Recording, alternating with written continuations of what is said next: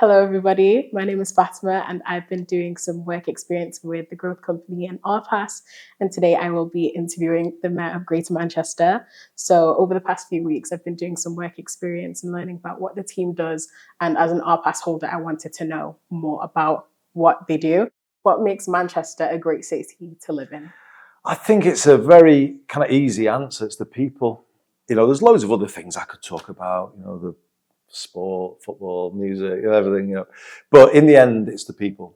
I just think you can travel the world, you could go anywhere and not find warmer, better people than we have in Greater Manchester. And that's what makes my job a privilege, really, to represent people who are this sort of decent, good, warm, generous. Yeah, it's a great city region because of the strength of its people. Yeah, I completely agree. Going to other cities and seeing the difference between how people from Manchester treat each other and newer people, I definitely agree that Manchester is the best place to live. Good that you agree. Yeah. What does the future of Manchester look like for young people in terms of policies, and what plans do you have for us? Well, hopefully it looks bright. When I came in as mayor just over 7 years ago, I said that under my time at least, young people would be my priority for investment, not the target for cuts, sometimes as they've been in a national government context. And we created RPAS as a big sign of that commitment. Not everywhere has a free bus pass for 16 to 18-year-olds linked to opportunities for people to get on in life. But that's our commitment. And I always say, whenever I speak to a group of people your age, Fatima, or go into sixth form colleges or schools, I always try and get over to young people that see RPAS as a kind of statement of our commitment to our next generation. It's a sign of our belief in you and your potential and the city region's commitment to help you be everything that you can be in life. I don't ever want to even think about the possibility that a young person wouldn't pursue something that might be a dream because they would say, well, I can't afford to get to that opportunity. It just shouldn't be the case. Right. That's the way in terms of the politics that I have. I just believe that nobody should be sort of held back by their circumstances. The postcode of the bed you're born in should not determine where you end up in life. So the RPAS was a start, but there's a lot more to come. Obviously, we want to support people who want to go to university and everything that offers. But the big thing coming through now in terms of a new policy is the Greater Manchester Baccalaureate, or the MBAC. I want to create, at 16, 2 clear, equal routes, one academic, one technical, one not better than the other, where young people can follow those paths into university, and we're lucky to have great universities in Greater Manchester, or they could go on a technical path that will take them towards perhaps T-levels, work placements, the shadowing that you're doing, but then into apprenticeships, degree apprenticeships. You can actually get to the same destination, which is a degree level qualification, but it's just to do it by a different route. And one is definitely not better than the other. Right, that's really good, because I think it's mindful that everyone has the opportunity to do something in the different ways that they learn. So it's really good that you're finding a different route for young people. Well, absolutely. I think if I look back on my life, and even in recent times when I was in the government, in the UK government, the problem is in English education, the university route has always been as the superior route. Yeah. And other countries don't view it that way. Whereas we've always had that snobbery really around education. I think we won't make Greater Manchester everything that it should be until every young person here has a really clear path ahead of them.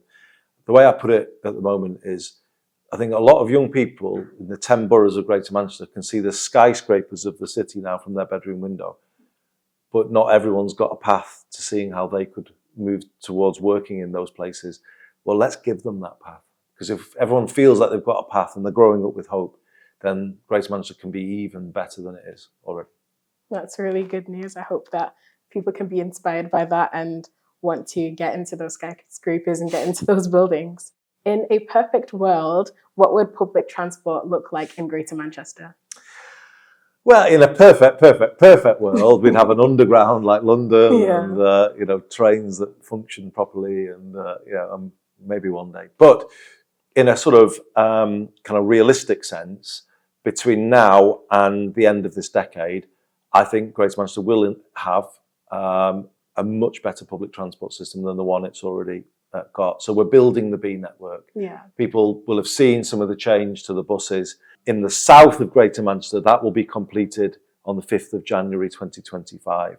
And at that point, it'll all be yellow. Okay. And we'll then be able to integrate the buses with the trams.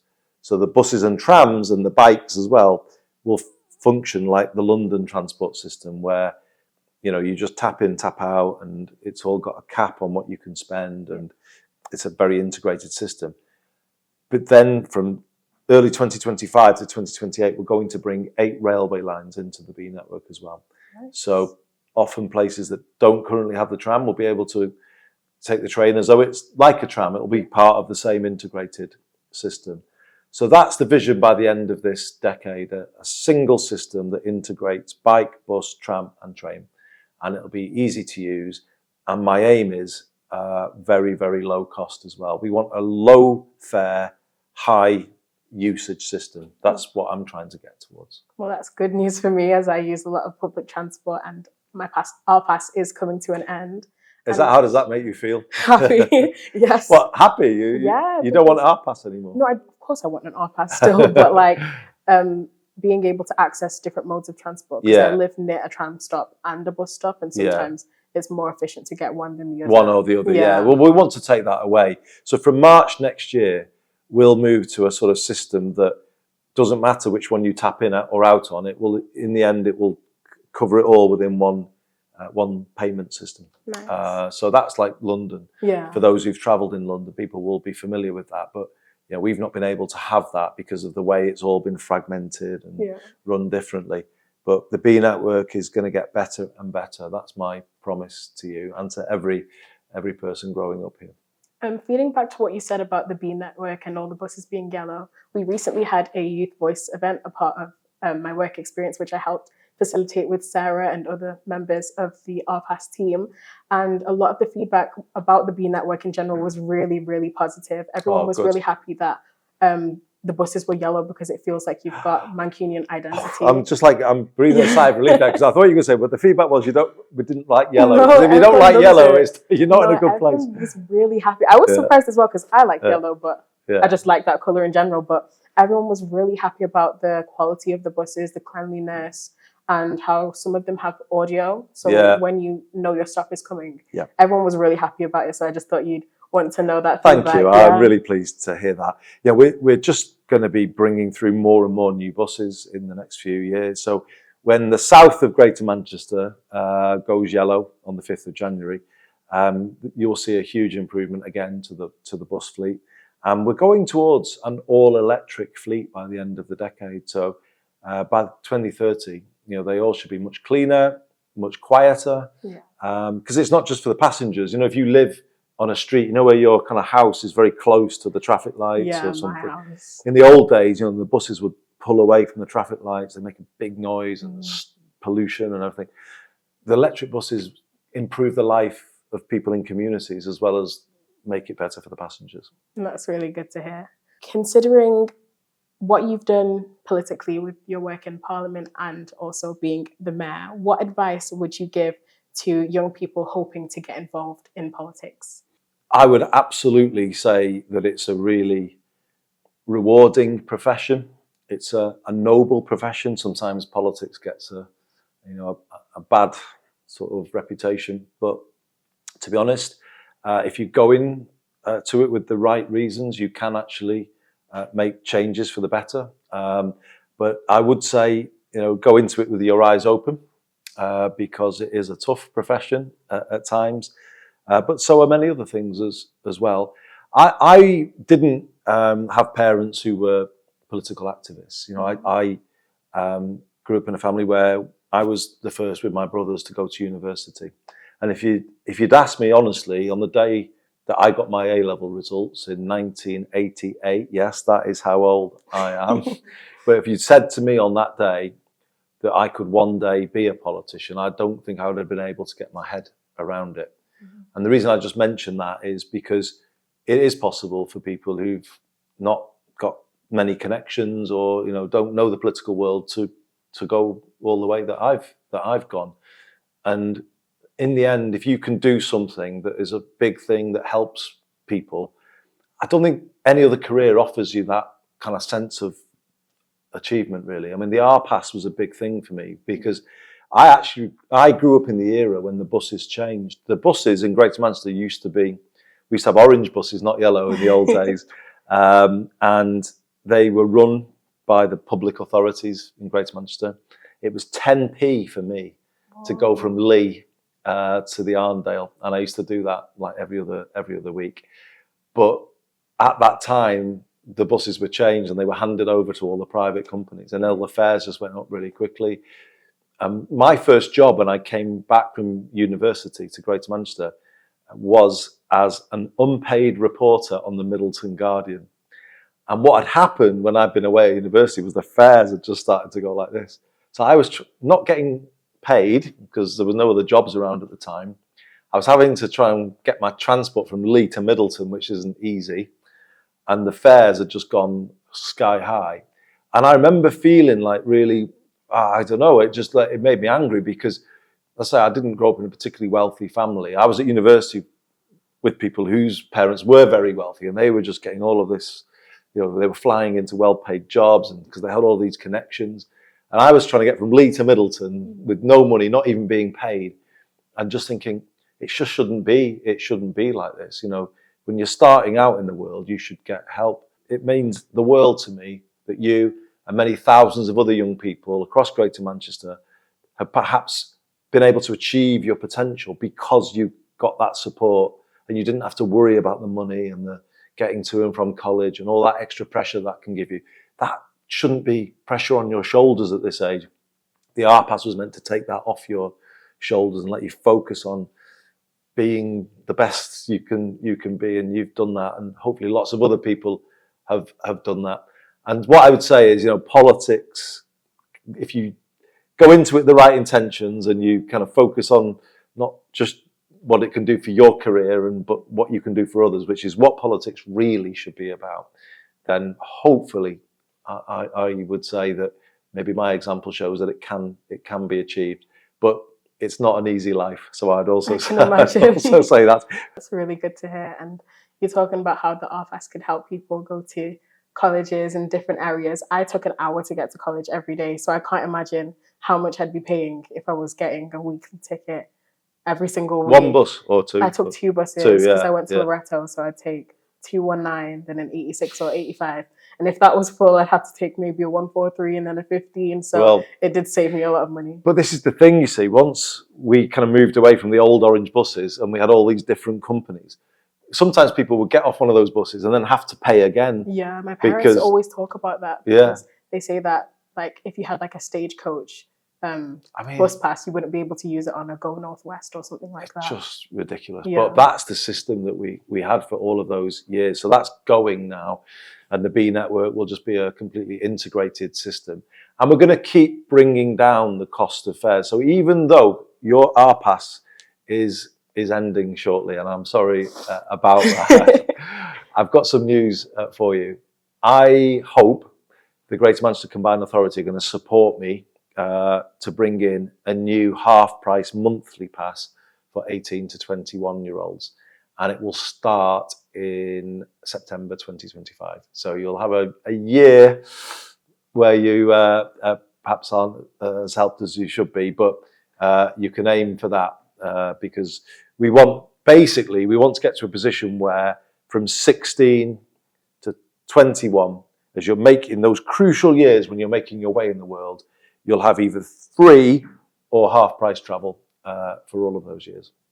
It's funny you announced that, because the next question was going to be, how far in the future do you think it would take for university students to have something that resembles R-Pass? So that is quite close, that people will still be able to have discounted travel and be able to get to their place of study without having to majorly worry about the price and cost of traveling to school. Yeah, so that is coming, as I say, in about a year's time. And we're conscious that there's lots of people who come to Greater Manchester to study between the ages of 18 and 21. But there's a lot of our own young people who either go to our universities or start to move towards the world of technical qualifications and work. And we want to carry on helping them through that, because the apprenticeship wage is still not very good. You know, not even if people are in positions where they're getting some pay, it's not a lot. So we really want to keep helping them through that period. We're also about to introduce something next year, which again could support you from next year. And it's a new way of allowing people to buy an annual B Network pass for the buses, but to do it via a credit union, so that they only pay a kind of small amount every week. And so you get the discount by paying up front, if you know what I mean, or committing to the annual, but you can do it via an interest-free weekly payment, which again would make the cost of your travel lower than it might otherwise have been. So that's really exciting. So it's all on the way. Considering political engagement and voter turnout among the youth being pretty low at the moment, why do you think that young people should care about politics? Well, I think your generation does. So I actually think mine probably cared less than yours. I kind of feel that, are you Gen Z? Have I got that right? Yeah. I'm not really well up on all these phrases, but if that's what you are, I actually feel, do you know what I feel whenever I speak to you all? You're so switched on to things, and you kind of see the world in a better way, I think, than we did. You kind of, you know, you celebrate difference between people. It's not used as a reason to sort of, you know, do people down. You see it as a positive. You see climate change and all of the things that involves as a sort of an urgent challenge that needs to be gripped and needs to be fixed. So actually, I've got a huge amount of faith in your generation. I think my generation of politicians messed things up. And I actually believe your generation is going to step forward and put things right because of the good values you've got and the way you see the world. And I hope I'm not wrong about that. But I've never felt at any point in my time in this job that young people don't care, they're not interested. They do, actually. It's just sometimes that politicians don't prioritize them. They don't kind of put forward policies that they can believe in. They're often promising things for older voters, but neglecting younger voters. Was no wonder then, is there, that young people sort of say, well, why is politics relevant to me if politicians are not really helping young people? To me, you know, you should always be the priority. You can't have a strong society if you've got young people growing up without hope, feeling that they can't ever have a route to having a house, or, you know, these are the things that have got to be fixed. But I feel your generation, as you come through into your professional lives and hopefully some of you into politics, I think you will fix these things, and you will overturn, if you like, some of the wrong things that were done in the 80s and the 90s, where everything was kind of sold off and, you know, money took over everything. And I think a lot of people in places like Greater Manchester have suffered from that era in politics. I'd like to thank you for answering those questions. So before we wrap up, we've got some quick fire questions. Oh no, I always get scared when anyone says quick fire. Because that means like... No, don't be scared though. Yeah. Quite simple. All right. Okay, you ready? I think so. The first one we've got is, do you prefer apple juice or orange juice? Very controversial. Orange juice all the way. It's not even a... Apple juice, this is probably the wrong thing to say on a young person's podcast, but apple juice reminds me of cider, and I'm not really a big cider. I remember... apple ties. I got put right off that because of its, So okay. I'm. That's a long way of saying orange juice. Okay. Okay. The next one is, what is your favourite restaurant in Greater Manchester? Oh, I love Rudy's. Oh, okay. I just do. I mean, I when it was up in Ancoats, do you know Rudy's? Yeah. Yeah. So when it was just starting out, and there was only, I used to walk with my son Jimmy. We used to walk up from Matthew all the way up to Ancoats just to get a Rudy's pizza. And now it's obviously there's a lot more Rudy's around. But they're everywhere. I don't know. I just love it. The nice. Simplicity of it, but the kind of atmosphere of it, and I'll always be a Rudy's fan. What is your Nando's order if you do go to Nando's? Guys, I'm not. I know, probably saying the wrong thing now, but I know I don't get the sort of mad thing about them. No, so that's just, the wrong answer. I like chicken, I like chips, but chicken and chips, it's like, what would I have? Is it like quarter chicken, half? Yeah. I don't know, something like that. Yeah. Okay, so here are some questions from our pass holders. The first question is, how do you plan to help facilitate more opportunities for young people to get involved in sports in Manchester? Ooh, well, partly via the R-Pass, because the aim of the R-Pass always was to link the travel to opportunities. And it's that bit of it has never caught on as much as it should have done. Yeah. So free tickets to things. We did have free tickets to cricket, some football, but I'd like to get more of that so that young people can have an R-Pass and go and try any sport.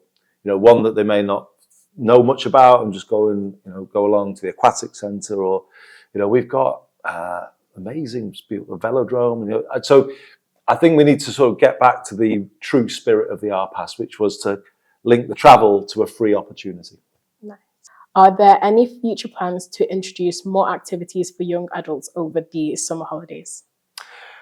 Yeah, again, it would be back on that kind of idea of the R-Pass being a passport to not just sport, but the arts, creative opportunities. Giving young people the chance to go to the theatre, because a lot of young people growing up in Greater Manchester would see the theatre as not for them. Well, it is for you.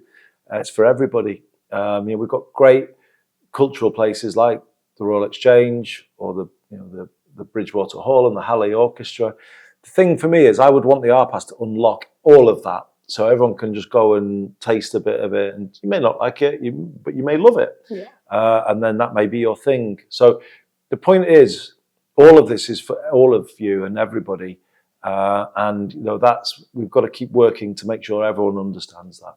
I think what you said there really spoke out to me, especially because around November, December time, I had applied for like a role as an R-Pass ambassador, and basically we got to watch Hamilton on the press night. It was really exciting. And I used to love theatre when I was little, and I just kind of forgot about it. So then when I'd seen it, I was like, oh my gosh, I actually love this so much, and I completely forgot. It brought you back to I just watched theatre for fun now, but I feel like in the past I might have felt like imposter syndrome, or felt like I don't really belong there. Well, the thing is about, I'm young. So you mentioned that, and I've struggled with that all of my life. You wouldn't maybe think that I would, but I have done, because I got to university at Cambridge, and I was like just surrounded by these people who looked like they were just born to be there. And I really, really struggled with that. When I got to Parliament, I struggled with that. And I don't want anyone, I know it's kind of in the sort of way we think in Greater Manchester, we kind of do have that sense, well, you know what I mean? Am I good enough to be here? But the thing is, you are, and we are, and R-Pass will really be achieving everything I want it to achieve, where perhaps it takes a young person from Greater Manchester into a place that they didn't think they could go into, but then they go into it and they think, oh, you know what, this is for me. That is when it's really doing everything that I wanted it to do, and getting rid of that imposter syndrome. It's like I said before, young people can see the skyscrapers, but often they think, well, could I actually work in there? Yes, you can. Of course you can. And that imposter syndrome, it's no good. I don't want people to get arrogant, because we're not those kind of people, are we? Oh, because I used to be at university with people like, oh yes, I was born to do that. And we don't want to be like them, do we? But what we do want to be is just quietly confident, not always doubting ourselves, because you don't need to doubt ourselves. The passion, the talent of the young people of Greater Manchester is amazing. Are there any plans to include free tram travel into the R-Pass scheme? So you kind of touched on this a bit. I would like to. In fact, I would love to, but the question would just be, finding a way of funding it. So I'll be honest, it's been hard to fund the R-Pass at times, but we've got to a point now where it is here to stay. The R-Pass is going to be here. So for anyone watching this who perhaps has brothers and sisters who are just like sort of 5, 6 years old, the R-Pass will be there for them. It's a permanent Greater Manchester thing. It's never going away. And I would want to be able to extend it. But, young people in the Wigan area or in Bolton would say, well, we don't have the tram, so why is it fair for all of that to be spent on something where we can't benefit from it? So it's a complicated one, but in an ideal world, yes, we would want to make it all free, but that's something I'll have to keep working on. What effort is being put into helping more young people achieve the dream of affordable housing?